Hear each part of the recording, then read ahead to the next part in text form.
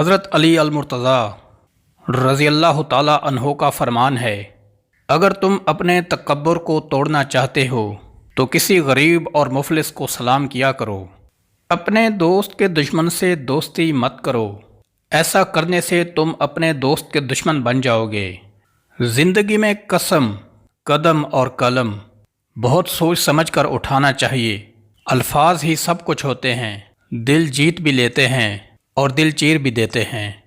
بعض لوگ کہتے ہیں کہ میں غلط بات بالکل برداشت نہیں کرتا، در حقیقت غلط بات ہی تو برداشت کرنے والی ہوتی ہے، اچھی بات کو تو برداشت کرنے کی ضرورت ہی نہیں ہوتی۔ اقتدار، طاقت اور دولت ملنے پر لوگ بدلتے نہیں بلکہ بے نقاب ہوتے ہیں۔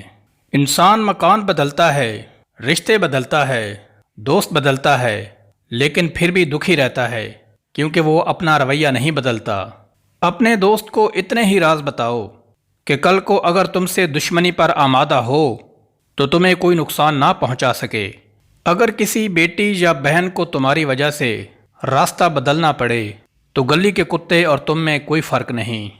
حق بات کی پہلی نشانی ہے، اس کی ہمیشہ مخالفت ہوتی ہے۔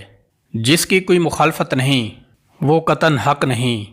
جس شخص کے دشمن نہ ہوں اور سب دوست ہوں اس جیسا منافق کوئی نہیں، کیونکہ دشمن تو ہوتے ہی اس کے ہیں جو حق کی بات کہتا ہے۔ جو ذرا سی بات پر دوست نہ رہے سمجھ لینا وہ کبھی دوست تھا ہی نہیں۔